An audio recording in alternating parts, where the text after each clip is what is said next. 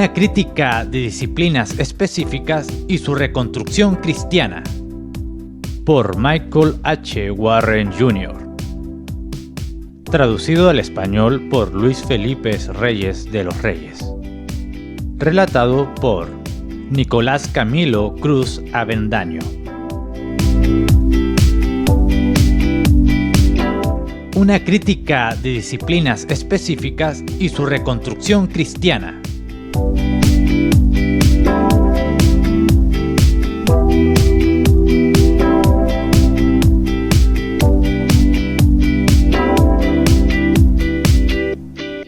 Ciencia. Debido a que la ciencia juega un papel tan importante en la comprensión del ateo moderno, del debate entre el ateísmo y el cristianismo, tuve que tratar el tema específicamente en la parte principal de este ensayo. Allí sostuve que una teoría empírica del conocimiento no tiene en cuenta la posibilidad del conocimiento y la ciencia. Un tema que está estrechamente relacionado con el compromiso del ateísmo moderno con una epistemología empírica es la idea de que existe una clara línea que marca entre ciencia y religión. En palabras de Galileo, la Biblia enseñó cómo ir al cielo, no cómo van los cielos. O como ha dicho un destacado evolucionista moderno y marxista, la ciencia y la religión son magistratura no solapada. O NOMA, para abreviar, magistratura significa autoridades de enseñanza. Más específicamente, la idea de que la verificabilidad separa la ciencia de la religión fue muy común a lo largo de la mayor parte del siglo XX y continúa siéndolo hasta el día de hoy. Sin embargo, este punto de vista no solo hace la falaz distinción entre razón y fe mencionada al principio de este documento, sino que los filósofos de la ciencia de la segunda mitad del siglo XX, la era del análisis positivista de la filosofía, han admitido su fracaso a la hora de justificar tal punto de vista. El apologista ateo Kai Nielsen afirma: mientras que para Hans Reichenbach o Bertrand Russell o Ernst Nagel había un compromiso con la claridad al servicio de una perspectiva científica mundial, para los filósofos analíticos pospositivistas no hay una justificación clara para sus aclaraciones. No se puede obtener conocimiento filosófico, no se puede trazar una demarcación de la ciencia, de la metafísica o la ideología, no se puede construir una representación sistemática de nuestros conceptos o hacer una crítica de nuestra sociedad. Los filósofos analíticos pospositivistas no nos ofrecen ninguna esperanza de obtener un marco a partir del cual se pueda llevar a cabo tal crítica. No hay una concepción clara de lo que debería ser la demanda de la claridad. Fin de la cita. A.J. Ayer, un líder entre los filósofos positivistas lógicos del siglo XX, admitió el fracaso hablando del Círculo de Viena. Un grupo de positivistas lógicos influyentes dice: el Círculo de Viena no logró todo lo que una vez esperaban lograr. Muchos de los problemas que intentaron resolver siguen sin resolverse. Entonces, ¿qué salió mal? El conocimiento no podía reducirse completamente a la experiencia sensorial. Esto se puede ver en la definición misma de ciencia. La definición de ciencia no se derivó del aislamiento de una sustancia física llamada ciencia en un tubo de ensayo. No se encontró creciendo en los árboles. Ciencia es un concepto inmaterial, universal. Que la ciencia requiere verificabilidad empírica no es en sí misma empíricamente verificable, lo que lleva a la absurda conclusión de que la ciencia no es científica. El compromiso de los intelectuales del siglo XX con la fe materialista de que los particulares aislados de la experiencia de los sentidos son la fuente de todo conocimiento, excluía lógicamente la posibilidad de conocer universales abstractos como la definición de ciencia. Para decirlo de otra manera, el problema de la dicotomía ciencia-religión es que la verificación de que una afirmación es verdadera requiere algún estándar de verdad por el cual juzgar el valor de verdad de la afirmación en cuestión, pero estando comprometidos con la experiencia finita de los particulares aislados como fuente de conocimiento. Los positivistas lógicos no podían encontrar ninguna verdad absoluta que sirviera como ese estándar. Se rechazó la certeza de cualquier cosa, o al menos la coherencia lógica con sus compromisos básicos exigía el rechazo de la certeza. Algunas verdades selectas de la ciencia fueron asumidas como absolutas en la práctica, pero una vez más, la consistencia lógica con su teoría del conocimiento no permitiría el conocimiento de los absolutos. Sin un estándar fijo, la verificación es imposible. Una epistemología empírica no puede proporcionar estándares fijos. A medida que el fracaso del positivismo lógico se hizo más evidente en la segunda mitad del siglo XX, los filósofos pospositivistas como Thomas Kuhn, Imre Lakatos y W. O. Quine Señalaron que todos los hechos son hechos interpretados. Las revoluciones científicas no ocurren simplemente porque se descubren nuevos hechos, sino porque se utilizan nuevos paradigmas para interpretar los hechos. Lakatos usó el ejemplo de un científico newtoniano. Si un experimento pusiera en duda las leyes de Newton, una persona comprometida con el newtonismo podría cuestionar la fiabilidad de los instrumentos de medición en lugar de renunciar a su creencia en las leyes de Newton. Diferentes personas tienen su red de creencias, estructurada de manera diferente. Diferentes personas pueden tener diferentes creencias que son más centrales y están fuertemente aferradas a ellas, y las personas difieren en cuáles de sus creencias son más periféricas a la red y por lo tanto son más fáciles de abandonar. Las contraevidencias pueden ser desviadas para derrotar una creencia menos fuerte con el fin de preservar una creencia más fuerte. Debido a que las diferentes personas tienen sus redes de creencias estructuradas de manera diferente, uno no puede decir de antemano qué creencia alguien abandonará. Si bien es cierto que todos los hechos son hechos interpretados, el conocimiento de esta verdad por parte de los pospositivistas secularistas solo puso de relieve su incapacidad para dar cuenta de la ciencia y del verificacionismo. Cualquier interpretación de los hechos desarrollado por las mentes autónomas y finitas, suponiendo que tales mentes pudieran surgir de lo que en última instancia es no racional en primer lugar, sería completamente arbitraria. El descubrimiento de un nuevo hecho nunca sería decisivo porque a falta de omnisciencia, el nuevo hecho del científico de hoy siempre puede ser revocado por el nuevo hecho de mañana. Sobre la base de la autonomía humana, ya sea basado en el empirismo o el racionalismo o en alguna combinación de ambos, cualquier regularidad de la naturaleza que un científico pueda concebir no tiene mejor posición que cualquier mitología antigua. La mente humana autónoma no puede proporcionar ningún punto de apoyo de Arquímedes, ningún absoluto que deba ser central en la red de creencias y servir como juez sobre otras creencias. Con la red de creencias de cualquiera que sea tan bueno como la de cualquier otra persona, no hay base para distinguir entre las creencias de una persona que es comúnmente considerada como demente y las creencias de un profesor universitario titular, mucho menos hacer una distinción entre creencias religiosas y creencias científicas. Una vez más, un compromiso final con particularidades aisladas ha excluido a los universales, resultando en la posibilidad misma de que la ciencia sea socavada. Una objeción común de los científicos seculares modernos a la ciencia basada en la Biblia es que esta última es anticientífica porque la religión declara algunas áreas de conocimiento e indagación fuera de los límites. El hecho de que algunos eventos sean milagros que no hayan sido probados por las leyes observables de la naturaleza significa que los seres humanos están limitados para saber cómo fueron provocados. Sin embargo, el hecho de que algunos eventos sean milagros y por lo tanto más allá de la investigación científica no significa que la ciencia no sea posible en todas las demás circunstancias. El Dios de la Biblia ha prometido en realidad que mantendrá la uniformidad de los procesos naturales como regla general. Génesis 8:22. Es cierto que un Dios absoluto y autodeterminado podría en realidad realizar milagros con tanta frecuencia que no se podría discernir ninguna regularidad de la naturaleza, pero si el argumento a favor de la civilización cristiana es sólido, la existencia de tal Dios absoluto y autodeterminado es necesaria para la posibilidad de la ciencia. Excluir a un Dios que hace milagros no nos deja en un mundo de ley natural uniforme, sino un mundo de caos puro o una unidad de provista de todo contenido o una mezcla insoluble de ambos. Mientras que el punto de vista teísta pone el proceso de eventos milagrosos y todo otro conocimiento que Dios escoge retener de los humanos más allá de la capacidad del descubrimiento humano, estas cosas son en última instancia racionales, teniendo su origen en un Dios absolutamente racional, mientras que en términos de cosmovisiones no teístas, cualquier falta de unidad debe ser considerada como irracional, teniendo su origen en el caos irracional. Al negarse a aceptar que algún conocimiento está fuera de los límites, los científicos seculares quieren la posibilidad de captar todo el conocimiento, de ser omniscientes. Su arrogancia es su perdición. Al aferrarse a todo conocimiento, los secularistas pierden todo conocimiento. Solo sobre la base de un Dios absoluto, originalmente omnisciente, del cual los humanos dependen totalmente para su conocimiento, es posible la ciencia. Porque de Él y por Él y para Él son todas las cosas. A Él sea la gloria por los siglos. Amén. Romanos 11:36. Ecología.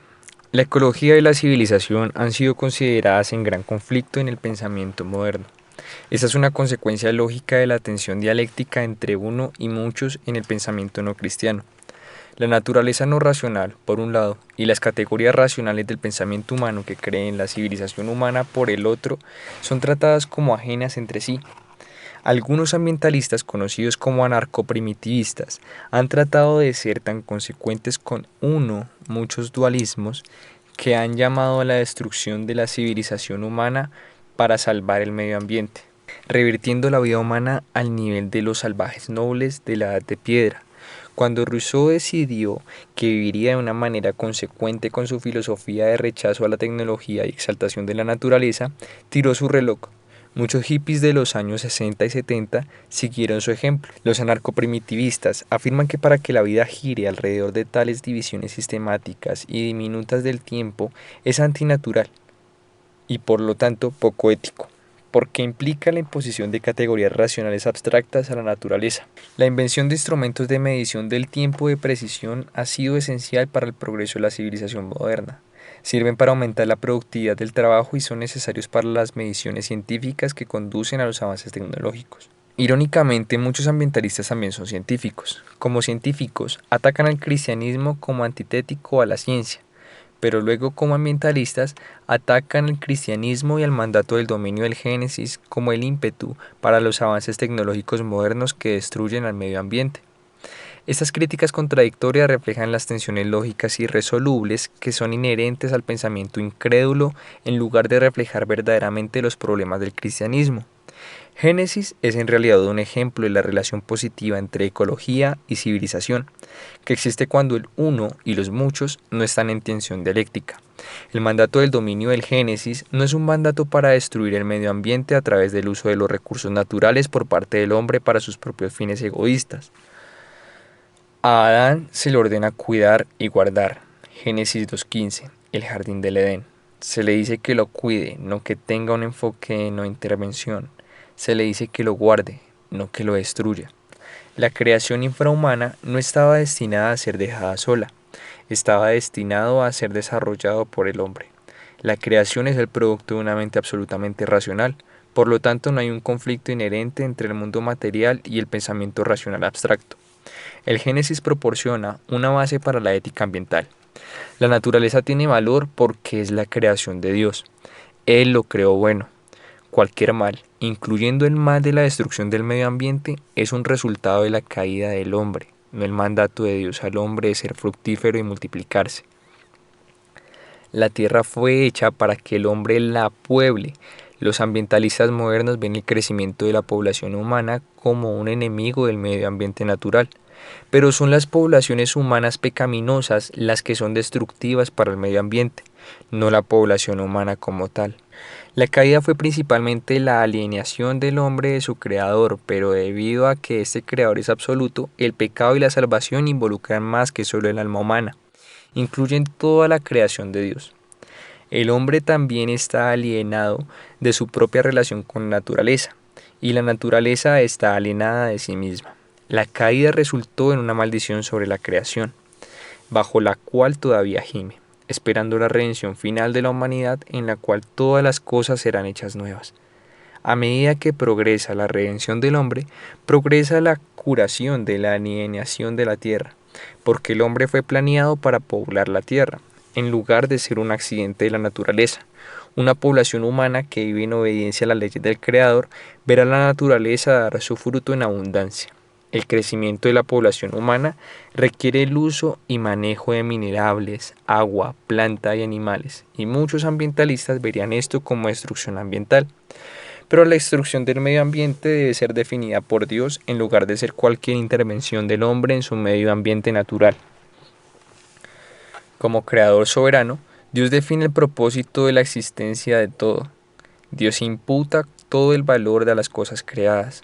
La predicación moral de Dios es la condición necesaria para toda predicación moral humana. Si Dios atribuye valor a un árbol y ordena al hombre no lo toques, entonces el hombre no debe tocarlo. Si Dios dice que quememos el árbol, quemémoslo. El uso humano del medio ambiente de conformidad con la ley de Dios no es, por definición, destructivo. Muchos ambientalistas protestarán por tener que obedecer las órdenes de Dios para determinar cómo manejar el medio ambiente, pero el naturalismo no puede proporcionar una base para la ética ambiental. Los derechos de los animales y la justicia ambiental son oxímorones en términos de la filosofía naturalista que impregna el ambientalismo. Un derecho no es un objeto material. Los seres humanos venimos de la naturaleza amoral. Nuestra existencia depende completamente de ella. Sin embargo, los ambientalistas ven la actividad humana como antinatural y por lo tanto inmoral. Pero si todo es naturaleza, nada puede ser antinatural. Si los humanos destruyen todas las demás formas de vida, no es más antinatural que si un meteorito gigante aniquilara toda la vida terrenal.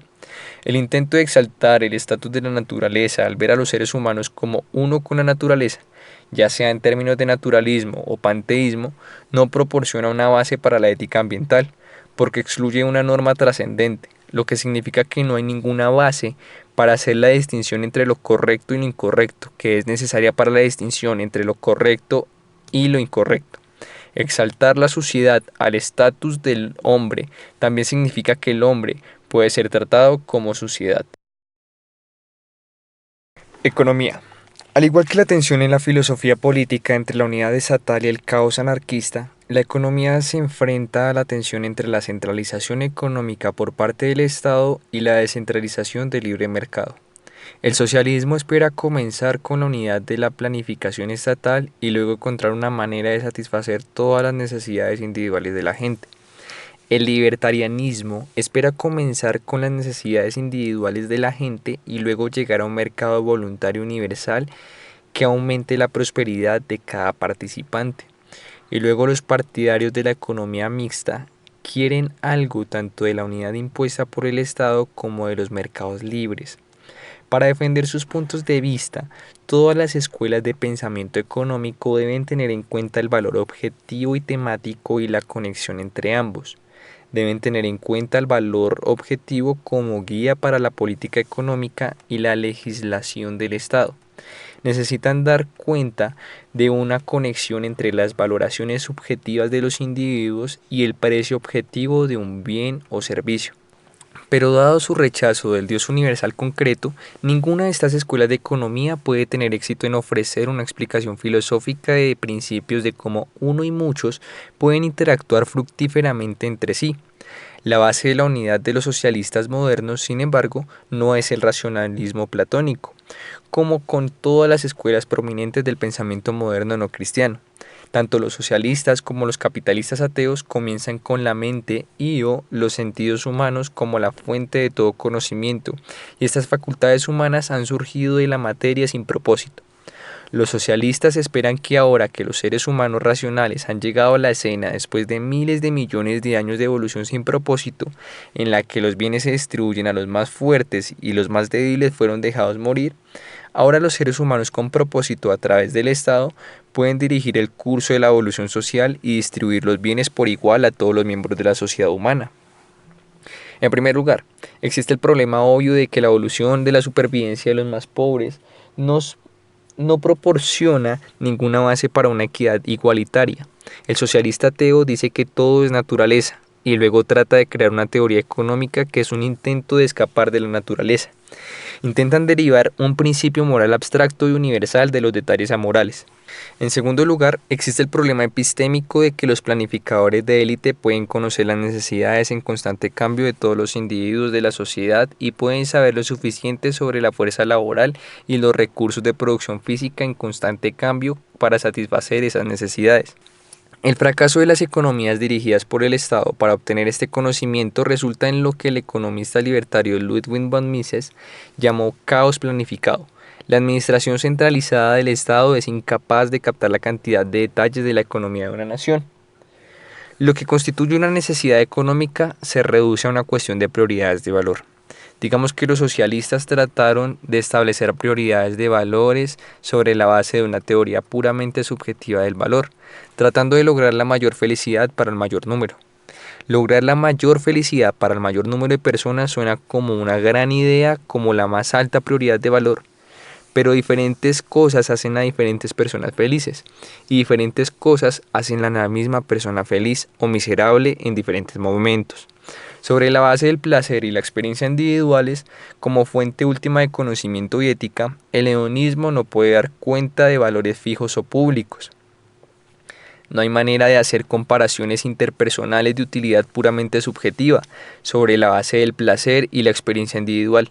El hedonismo no puede proporcionar un estándar universal para decir que el placer de un hombre comiendo queso tiene un valor mayor o menor que la felicidad de toda una nación. No hay manera de encontrar una meta unificada puramente sobre las bases de las determinaciones subjetivas de la utilidad de las masas de los individuos. No habría unidad psicológica individual a lo largo del tiempo que se necesita para que una persona clasifique sus diversos placeres y dolores, y entonces no habría base para unidad racional última. Cada mente sería un mundo aislado para sí misma. Las preferencias subjetivas constantemente cambiantes de las masas en términos de clasificaciones ordinales, primero, segundo, tercero, etc., no podía convertirse en valores objetivos cardinales. Y entonces no hay manera de que el planificador socialista finito compare, unifique las preferencias subjetivas cambiantes de las masas a una montaña de datos sobre la oferta cambiante de mano de obra. Con todos los niveles de destrezas y competencia de la población de las naciones y la mano de obra extranjera disponible y datos sobre la materia prima en esa nación y la materia prima disponible en todo el mundo y datos sobre los recursos de producción física para todas las etapas de la producción y todos los posibles usos alternativos de esos recursos, todo sin el uso del dinero como medio de cálculo económico, para llegar a un valor cardinal como 2.5 vales de radiación, la versión socialista del dinero, por un galón de leche. Si los valores son objetivos, entonces existe el problema de que, como universales no naturales, no hay bases para su existencia en un universo, que se dice que está compuesto solo de detalles concretos. Aquí hay un pedazo de materia y eso es todo lo que hay. Aun cuando los universales abstractos pudieran surgir en un universo materialista, no tendrían ninguna aplicación a ese universo porque la universalidad se logra precisamente mediante la exclusión de la particularidad. No podría haber un plan unificador desarrollado por los burócratas que pudiera aplicarse a todos los elementos humanos y materiales individuales de una economía nacional. La inutilidad de todo el programa socialista ateo es la inutilidad del hombre devantil hecho de agua tratando de escapar de un mar infinito de agua en una escalera de agua. Dado que no existe una base racional para que los planificadores estatales de élite dirijan una economía de manera justa, las élites terminan sustituyendo arbitrariamente su propia voluntad por la de los demás, lo que significa un Estado totalitario que gobierna sobre un pueblo indigente y moribundo porque el Estado no puede dirigir los recursos para satisfacer las necesidades del pueblo. Los ejemplos históricos de tales naciones socialistas en el siglo XX son numerosos. Pero las ferias del capitalismo ateo no son mejores. Si el socialismo resulta en caos planificado, el capitalismo ateo, con su punto de partida filosófico del individuo abstracto, solo puede resultar en caos no planificado. Al igual que el socialismo, comienza con fuerzas evolutivas impersonales como la explicación última de la economía en la sociedad humana. Pero contrariamente a lo que ellos afirman, el escenario naturalista de la supervivencia, de la miseria, no implica un sistema económico de libre mercado. El libre mercado requiere que se respeten los derechos de propiedad. De lo contrario, el intercambio de capital podría ser por fuerza bruta y no por acuerdo voluntario. Pero si el valor es puramente subjetivo, no hay base para decir que una persona debe respetar la propiedad ajena. Una filosofía naturalista verdaderamente consistente de la economía permitiría a todos tomar las posesiones de otros por la fuerza bruta. La supervivencia de la economía más acomodada podría incluso resultar en un estado totalitario. El más fuerte podría dominar de tal manera a todos los demás que los convierte en sus esclavos y a sí mismo en el gobernante absoluto del Estado, al menos hasta que otros lleguen y se lo quiten todo. Exigirle que entregue su propiedad o disparo es darwinismo. Intercambiar voluntariamente propiedades o servicios por otras propiedades o servicios es capitalismo. El capitalismo de libre mercado depende de que los derechos de propiedad privada sean universalmente valorados y de que el Estado haga cumplir el derecho a la propiedad privada cuando los ladrones se nieguen a reconocer su valor objetivo. Comenzando con el individuo abstracto, el capitalismo ateo no proporciona ninguna base para el valor universal de los derechos de propiedad. El capitalista ateo argumenta que el capitalismo es superior al socialismo al apelar a datos empíricos que muestran un Producto Nacional Bruto, PNB, mayor bajo el capitalismo que bajo el socialismo. Pero sobre la base de su teoría puramente subjetivista del valor, no hay manera de hacer tales cálculos agregados del valor como el PNB. No hay manera de hacer comparaciones interpersonales de utilidad puramente subjetiva. ¿Quién puede decir que la gente en un país tiene una mayor cantidad de placeres que en otro país? El capitalista ateo no tiene base para decir que un alto PNB es incluso un valor que debe ser alcanzado. Un ecologista radical puede valorar tanto el medio ambiente que preferiría ver a la sociedad humana volver a la edad de piedra para que el hombre ya no pueda destruir a otras especies. Si el valor es puramente subjetivo, no hay manera de decir que un PNB alto es un valor más alto que la preservación del medio ambiente. Para ello, sería necesario que el valor fuera objetivo independientemente de cualquier preferencia individual. Que los agregados de personas deberían valorar lo mismo, ya sea un alto PNB o derechos de propiedad individual, también presupone una naturaleza humana fija, pero eso es inconsistente con la evolución naturalista. Marx argumentó que la naturaleza humana no es fija, y por lo tanto los sistemas económicos también deberían evolucionar. Como dice Gary North, cito, ¿qué pasa si el socialista argumenta que estamos entrando en una nueva era? Las viejas leyes del capitalismo, incluida la moral burguesa, están siendo reemplazadas por una nueva era de producción proletaria, moral proletaria y economía proletaria. Esto es precisamente lo que Marx y sus seguidores han estado argumentando desde la década de 1840. Este ha sido un argumento extremadamente exitoso. Fin de la cita. Dado que los capitalistas ateos aceptan la premisa de la evolución naturalista, no pueden evitar lo razonable de la conclusión de Marx. En términos de crear valor objetivo a partir de una teoría de valor puramente subjetivista, los capitalistas ateos tienen básicamente el mismo problema con el precio que los socialistas tienen con los vales de razonamiento. Sobre la base de una teoría puramente subjetivista del valor, los valores no se pueden clasificar para un individuo a lo largo del tiempo porque no hay ninguna base para la unidad psicológica a lo largo del tiempo. No habría ninguna base para las comparaciones de las preferencias de un individuo con las preferencias de otras personas, lo que haría como resultado un precio objetivo de $2,50 por galón de leche. Entonces no habría ninguna base para un análisis agregado de las preferencias individuales en valores objetivos como el PNB, y entonces no habría ninguna base para decir que cualquier resultado económico agregado debería ser el resultado por el que todas las masas de individuos deberían luchar. Los capitalistas ateos han promovido la llamada economía sin valor. Se dice que todo es cuestión de eficiencia, pero ese argumento adolece del problema de la ética utilitarista en general. La eficiencia debe definirse en términos de un objetivo, y un objetivo universal para la sociedad no puede conocerse sobre la base de una teoría puramente subjetivista del valor. La pluralidad abstracta no puede ser el fundamento de los universales. La alabanza del capitalismo ateo de la economía sin valor ha dado históricamente la moral alta a los socialistas, que han promovido vigorosamente el valor moral de la redistribución de la riqueza estatista como más justa para los débiles que la naturaleza del capitalismo rojo, en dientes y leyes. Basándose en la suposición común de que el mundo material es todo lo que existe, ni el socialista ateo ni el capitalista ateo pueden dar cuenta de la propiedad no natural del deber. Pero dado el supuesto de un universo que es en última instancia impersonal, que no tiene ningún interés en la supervivencia y prosperidad de la humanidad, muy pocos ateos han estado dispuestos a arriesgar el bienestar de la humanidad a un mercado no planeado. Cuando habiendo alcanzado la inteligencia, el hombre puede ahora dirigir su propio destino hasta cierto grado. Después de haber desalojado al Dios universal personal del mundo, un estado que lo controle todo es lo mejor. Los aullidos de los vientos de un universo impersonal son demasiado atemorizantes para que la humanidad confíe su supervivencia a una economía no planificada. Soren Kierkegaard observó en su día, cito, así como los viajeros del desierto se combinan en grandes caravanas por miedo a los ladrones y a las bestias salvajes, así también los individuos de la generación contemporánea temen la existencia porque es abandonada por Dios.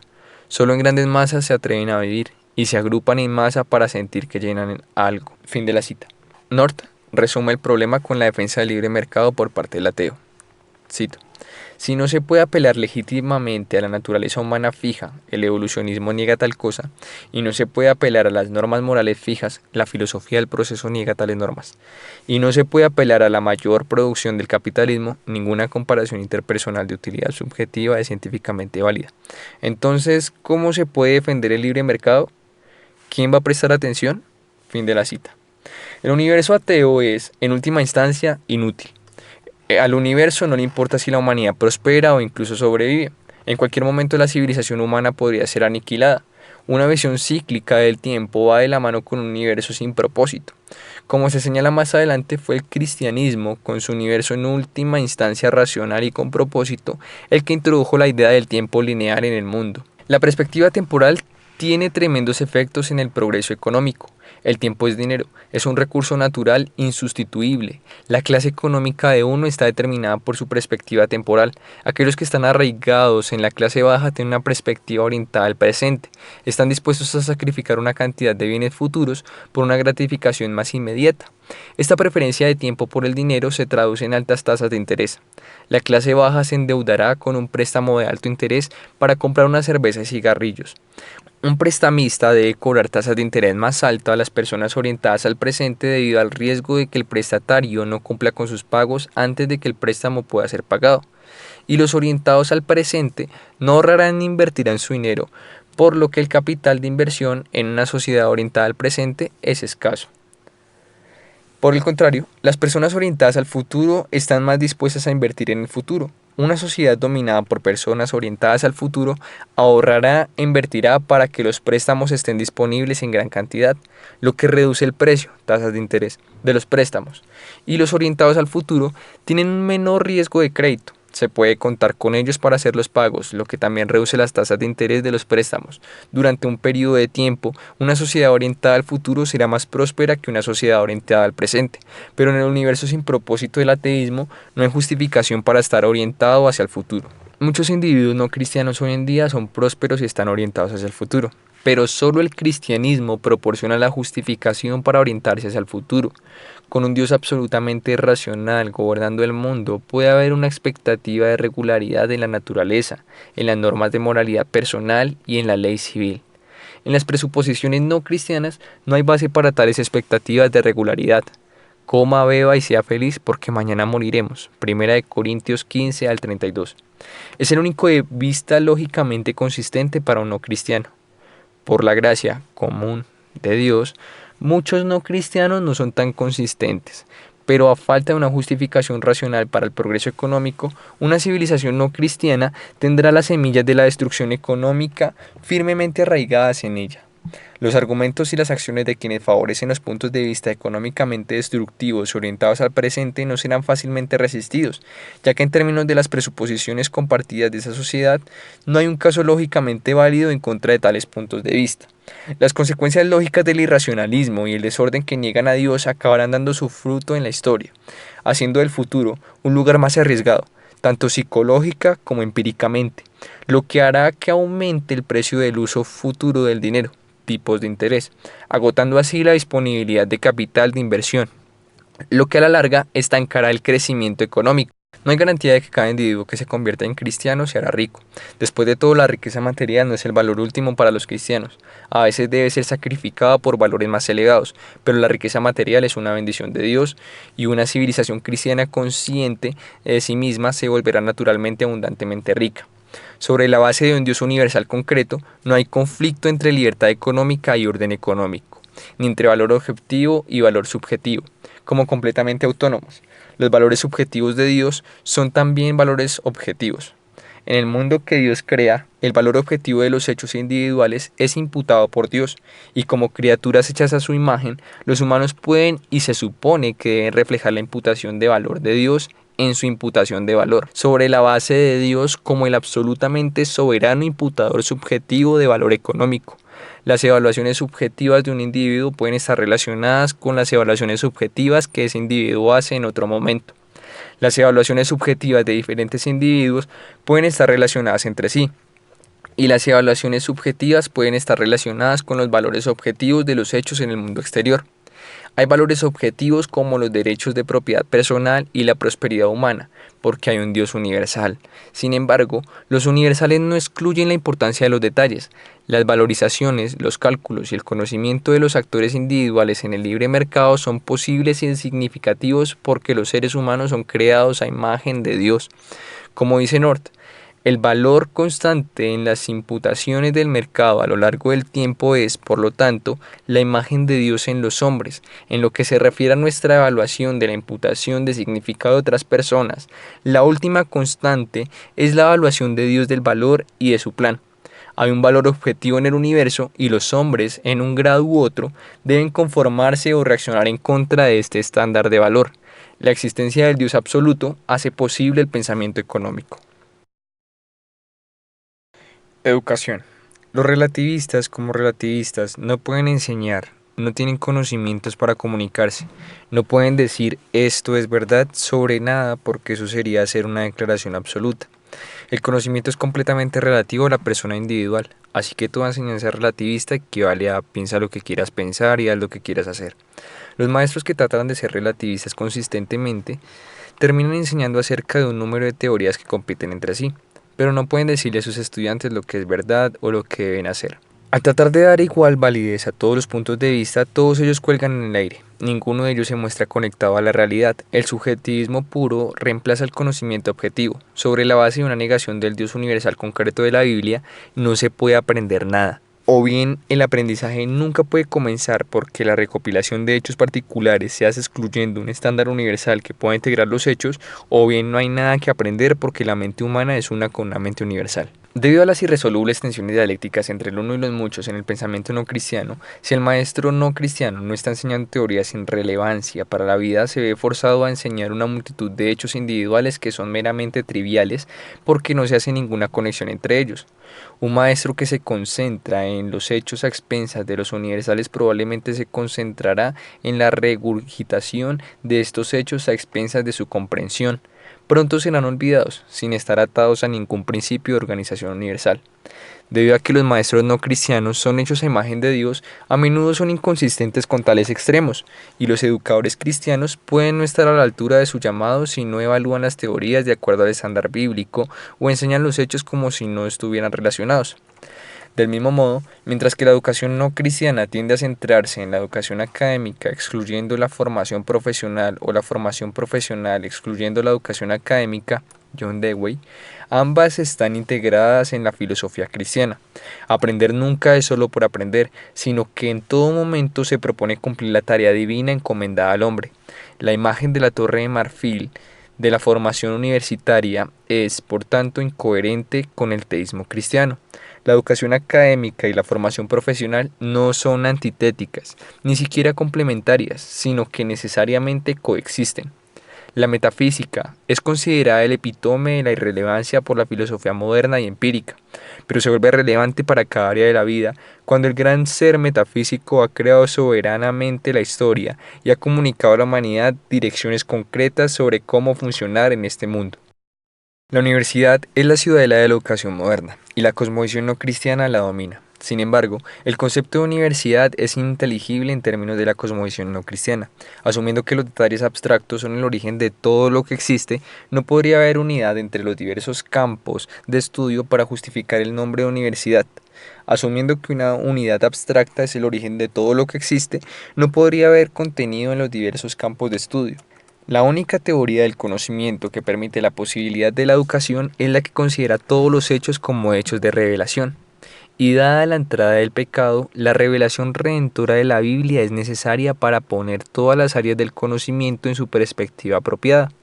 Dios, como el maestro último, debe ser presupuesto por todos los maestros y alumnos humanos, puesto que todo el conocimiento humano es receptivamente reconstructivo del conocimiento original de Dios. El pecado cortó la relación entre el maestro último y sus vicemaestros y alumnos, pero la gracia de Dios, como se comunica en la Biblia, la restauró. Por lo tanto, no hay libro de texto más importante que la Biblia.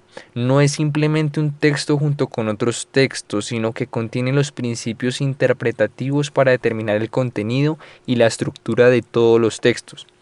Es la luz de todas las luces. O como dice Van Til, todo lo que está de acuerdo con la escritura es educativo. Todo lo que no está de acuerdo con ella es miseducativo. Por difícil que pueda resultar tanto para el profesor como para el alumno entender en casos individuales cómo aplicar este criterio, el criterio es bastante simple. Fin de la cita. La Biblia no da todos los detalles para ser conocidos en ninguna disciplina académica en particular. No niega la necesidad de investigación, pero la Biblia es necesaria para entender los hechos en su contexto apropiado. La necesidad de la Biblia para el conocimiento no significa que usted no tiene que ir a África para aprender acerca de la vida animal allí, pero sí significa que usted debe llevar su Biblia con usted a África. Decir que la existencia de Dios es necesaria para la inteligibilidad de cualquier tema que puede ser enseñado no quiere decir que todo lo enseñado por las escuelas seculares sea completamente falso. Una escuela secular puede enseñar matemáticas, por ejemplo, con mucha precisión. La instrucción es falsa en el sentido de que al negar la dependencia de las matemáticas de Dios, ya sea implícita o explícitamente, las matemáticas se sitúan en un contexto falso, un contexto que no puede explicar la posibilidad de las matemáticas. La escuela secular enseña matemáticas con precisión en la medida en que es consistente con sus creencias seculares. El incrédulo puede contar, pero no puede dar cuenta de su cuenta. Lo mismo ocurre con todos los demás temas. Para entender verdaderamente cualquier tema, el tema debe ser colocado en el contexto de la regla comprensiva de Dios sobre su creación. La regla por la que se rige la educación estadounidense moderna y que es aplicada por los tribunales es que la educación pública debe ser religiosamente neutral o tener un propósito secular. Pero siendo necesaria la existencia de Dios para que cualquier hecho sea inteligible, la neutralidad hacia Dios en cualquier área de la educación es imposible. No hay áreas seculares de la vida, Dios gobierna sobre todo. La neutralidad sería posible con respecto a un Dios finito. La falsa suposición de que el Dios cristiano es finito, que solo se relaciona con el reino subjetivo de la fe, la emoción y la moralidad, independiente del llamado reino secular de la razón, la ciencia y el Estado, ha hecho que la afirmación de la neutralidad religiosa en la educación parezca creíble y de hecho necesaria para la mente moderna. Pero excluir a un Dios que reclama autoridad sobre toda la vida no es neutral hacia ese Dios, sino una negación de él. La neutralidad es negación. Dada la solidez del argumento de la existencia de Dios arriba, la autoridad completa de Dios es una verdad racional ineludible. Puesto que el conocimiento es inconsistente con la negación de Dios, un sistema escolar secular tiene las semillas de su propia destrucción firmemente arraigadas en sus cimientos. Sin un retorno a Dios, la atracción de ser consistente con sus principios incrédulos lo llevará cada vez más cerca de la destrucción. Si no hay avivamiento, Dios traerá juicio sobre los sistemas educativos que lo niegan. El declive de la educación en Estados Unidos ya es una señal del juicio de Dios. El auge de las escuelas cristianas privadas y la educación cristiana en el hogar en las últimas décadas ha frenado el deslizamiento hacia una mayor destrucción. La mayor motivación para el éxodo de las escuelas públicas ha sido que los cristianos evangélicos han entendido hasta cierto punto la dependencia de la moralidad de Dios y han reconocido la evidente falta de moralidad en las escuelas públicas. Incluso los no cristianos pueden ver fácilmente el declive de la moralidad en las escuelas con el aumento de los embarazos de adolescentes, las drogas y los tiroteos escolares. La moral depende de Dios, pero esa no es toda la historia. Lo que los evangélicos no han percibido ampliamente es que el conocimiento es igualmente dependiente de Dios. La educación explícitamente cristiana, concebida en términos generales, en términos de que todo el plan de estudio se basa en una cosmovisión cristiana integral y no concebida en un sentido estricto como la enseñanza de una clase bíblica junto con temas seculares, es la única solución a las crisis de la educación moderna que puede tener éxito a largo plazo. Arte. Definir el arte ha sido un problema perenne.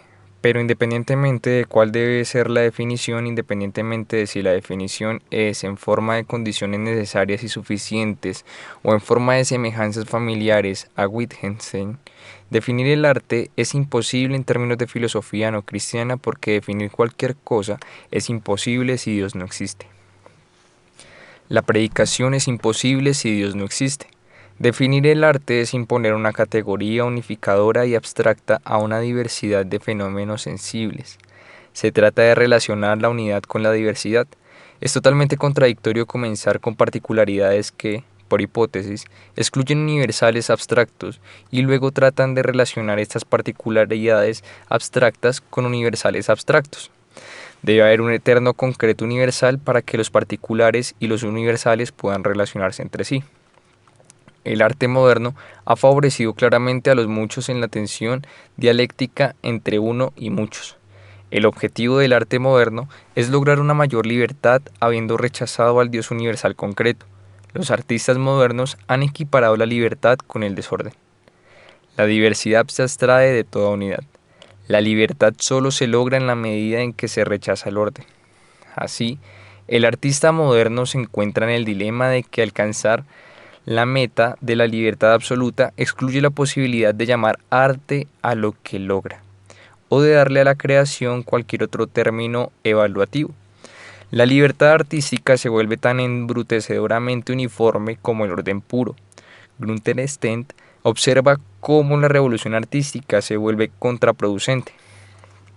Cito: a medida que se desarrolla la evolución artística, el artista se libera cada vez más de los cánones escritos que rigen el método de trabajo de su medio de expresión creativa. El resultado final de esta evolución ha sido que, finalmente, en nuestro tiempo, la liberación del artista ha sido casi total. Sin embargo, el acceso del artista a una libertad de expresión casi total presenta ahora grandes dificultades cognitivas para la apreciación de su obra. La ausencia de cánones reconocibles reduce su acto de creación a una casi aleatoriedad para el preceptor. En otras palabras, la evolución artística a lo largo de la calle de una sola dirección hacia la libertad encarna un elemento de autolimitación. Cuanto mayor sea la libertad ya alcanzada y, por lo tanto, cuanto más se acerque al azar cualquier estilo artístico para el receptor, menor será la posibilidad de que cualquier estilo sucesor parezca significativamente diferente de su predecesor. Como sugiere la cita de Stent, la cuestión del uno y del muchos surge en relación con el arte con respecto a su función comunicativa.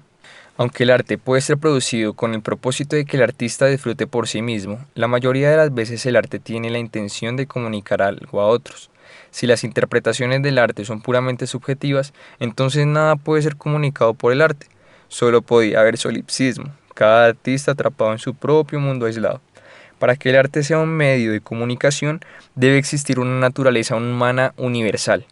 Si los humanos nacen a partir de detalles abstractos, entonces no hay base para una unidad en la naturaleza humana que permita la comunicación.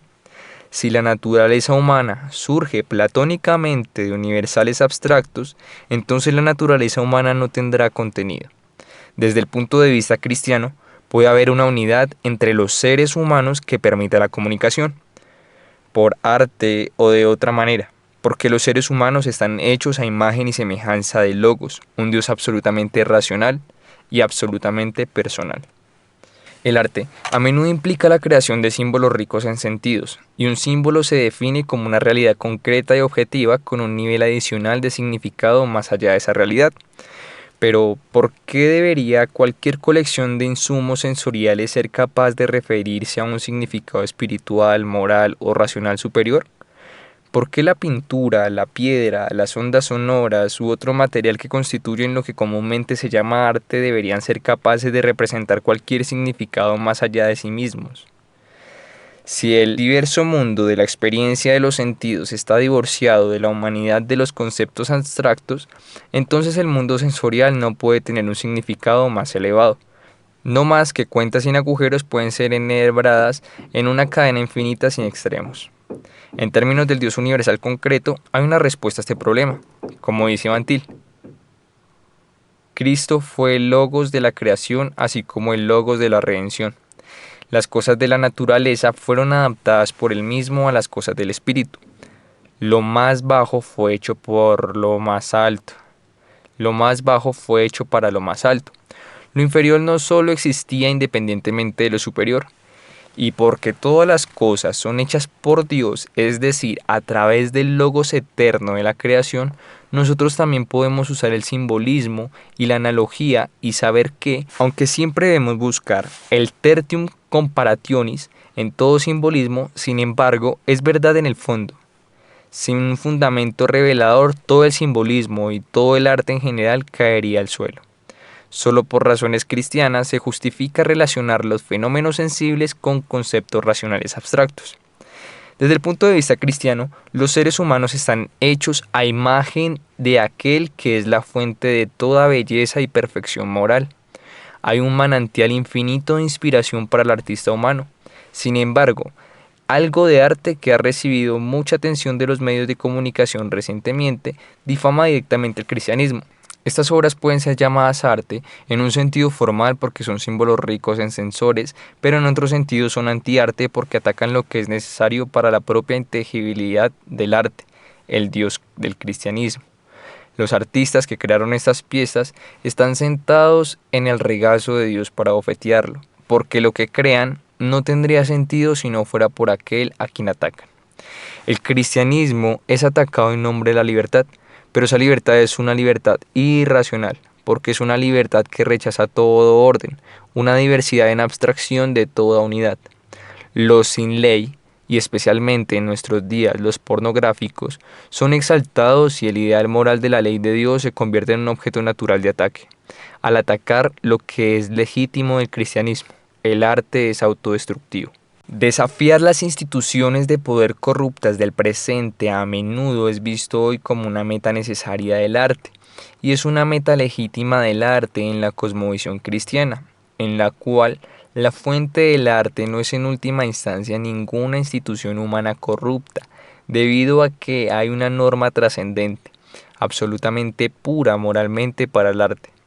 El arte puede mostrar el valor moral para desafiar a las instituciones corruptas de poder en este mundo sin autodestruirse en una libertad irracional.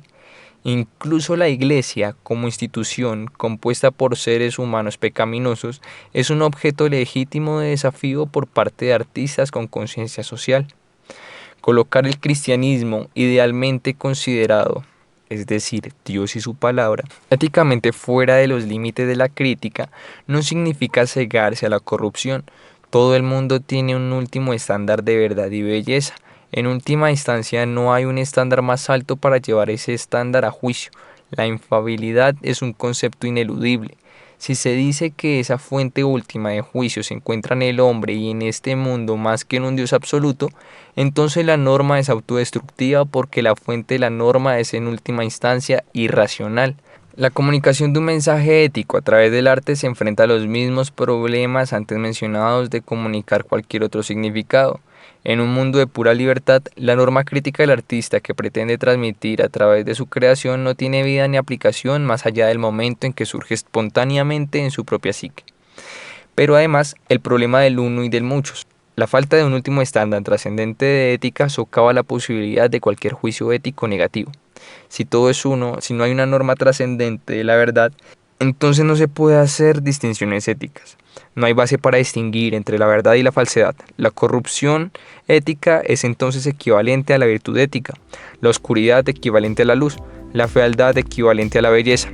El cristianismo, centrado en el Dios trascendente, concreto y universal, es la fuente y el ideal de todo arte verdadero.